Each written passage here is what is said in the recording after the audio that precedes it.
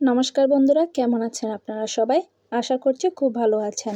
By the way, আমি প্রিয়া, আপনারা দেখছেন প্রিয়ার লাইফস্টাইল। গুড মর্নিং সবাইকে। আপনাদের সাথে কথা বলতে বলতে আমি ব্রেকফাস্টটা করে নিয়েছি। ব্রেকফাস্ট করার পর আর দেরি না করে রান্নাটা শুরু করে দিই। আজ দুপুরে রান্না করব দেশি মুরগির ঝোল।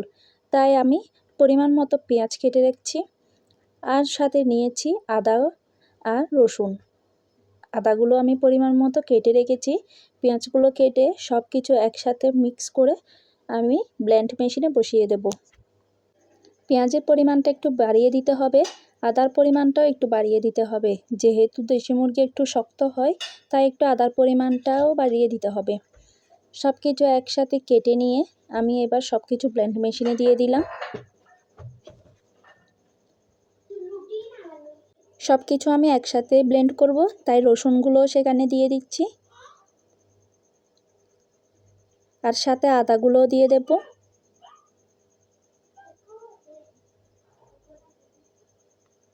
সব কিছু একসাথে মিক্স করে ব্লেন্ড করলে সাথে একটা টমেটো কুচিও দিতে পারেন। আমি সব কিছু মিক্সারে ব্লেন্ড করে নিয়েছি, আর এদিকে দিয়ে দিয়েছি। এদিকে চিকেনের মধ্যে আমি মরিচের গুঁড়ো, হলুদের গুঁড়ো, ধনিয়া গুঁড়ো, জিরে গুঁড়ো, গরম মশলা, কাঁচা লঙ্কা আর সাথে সয়াবিন তেল আর সরিষার তেল দিয়ে এগুলো মিশিয়ে রেখেছি। সাথে লবণ দিতে ভুলবেন না। সব কিছু দেওয়ার পর আদা রসুনের পেস্টটাও দিয়ে দিলাম। সব কিছু এখন ম্যারিনেট করতে কিছুক্ষণ রেখে দেব ভালোভাবে মেখে। আর আলুগুলো ডুমো ডুমো করে কেটে নিয়েছি। চিকেন হোক বা মাটন, আলু খেতে খুব ভালোই লাগে। আলুগুলো ভালো করে ধুয়ে এগুলো ভাজতে দিয়ে দিয়েছি, সাথে একটু লবণ আর হলুদের গুঁড়ো দিয়ে দিয়েছি। পাশের চুলাটা জ্বালিয়ে নিলাম, আর সেখানে ছোট আছে আমি চিকেনগুলো ভালোভাবে কষাতে দিয়ে দেব।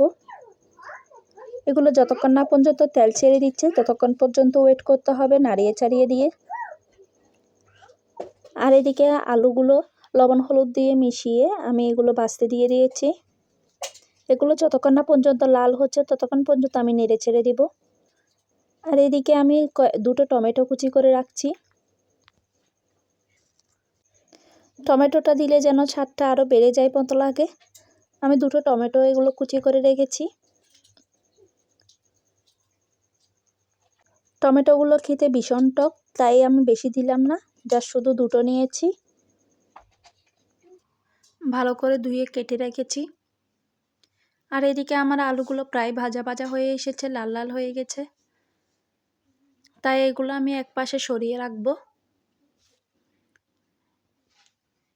এগুলো যতক্ষণ না পর্যন্ত তেল ছেড়ে দিচ্ছে ততক্ষণ পর্যন্ত এভাবে ছোট আছে নাড়িয়ে চাড়িয়ে দিয়ে রাখবো।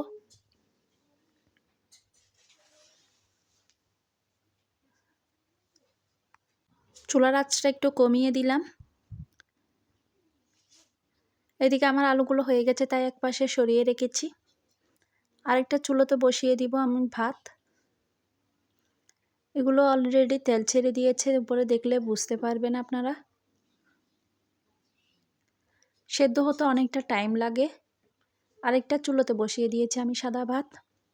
অনেক দিন ধরে ভাবছিলাম আমার ঘরটা একটু পরিষ্কার করতে হবে, তাই আর দেরি না করে আজকে চুলায় মাংসটা বসিয়ে দিয়ে আমি ঘরটা একটু পরিষ্কার করতে এসেছি।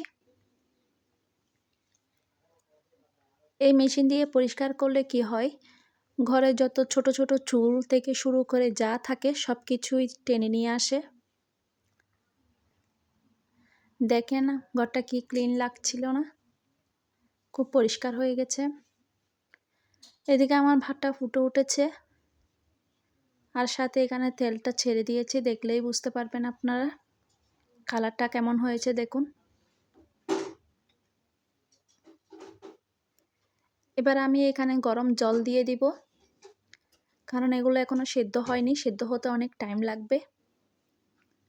এখানে ভাজা আলুগুলো মিশিয়ে দিব। এখন ভাজা আলুগুলো আমি দিয়ে দিয়েছি। এখন দেখতে কেমন লাগছে দেখেন। এবার একটু গরম জল, ফুটানো জল দিয়ে এগুলো ভালো করে সেদ্ধ হতে দেব।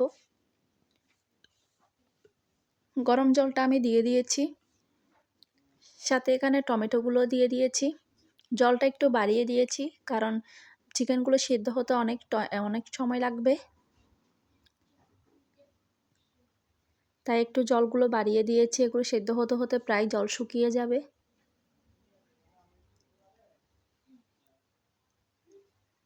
আমার রান্নাটা কমপ্লিট হয়ে গেল। আমার মাম্মাকে স্নান করিয়ে ওদেরকেও খেতে দিয়ে দিয়েছি। দেখেন তো রান্নার কালারটা কেমন হয়েছে, দেখতে বেশ ভালো লাগছিল না? ওদেরকে খেতে দিয়ে দিয়েছি।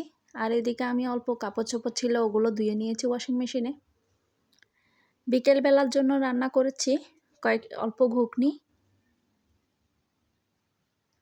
ঘুগনিগুলো আমি একটু কম মশলা দিয়ে করেছি যাতে আপনারা খেতে পারে। আর সাথে করেছি এখানে রুটি। রুটিগুলো আমি ভালো করে ডোটা মেখে নিয়েছি, মেখে গোলা গোলা করে রেখেছি। আর এগুলো বেলতে বেলতে আর এক পাশে সেঁকতে দিয়ে দেব। কয়েকটা বেলা হয়ে গেছে, এগুলো থালায় লেগে না যাওয়া পর্যন্ত আমি আর এক পাশে এগুলো সেঁকে নিচ্ছি, আবার থালাতে লেগে যাবে। দুপুরে যেহেতু মাংস রান্না করেছি তাই আমি রাতে ডিনারের জন্য এই রুটিগুলোও বানালাম। সাথে আমি সন্ধেবেলা তো ঘুগনির সাথে রুটি দিয়ে দেব সবাইকে খেতে। অনেক সন্ধে হয়ে এসেছে, তাই পুজোটা দিয়ে এসেছি, আবার রুটি বেলতে বসেছি। আজ এ পর্যন্তই। ভালো থাকবেন সবাই, সুস্থ থাকবেন। আমার এই ভিডিওটা ভালো লাগলে আপনারা শেয়ার করে দেবেন, একটা লাইক করে জানাবেন। আর আইডিটা সাবস্ক্রাইব করতে ভুলবেন না। সবাইকে খেতে দিয়ে দিলাম সন্ধেবেলাতে। আজ টাটা।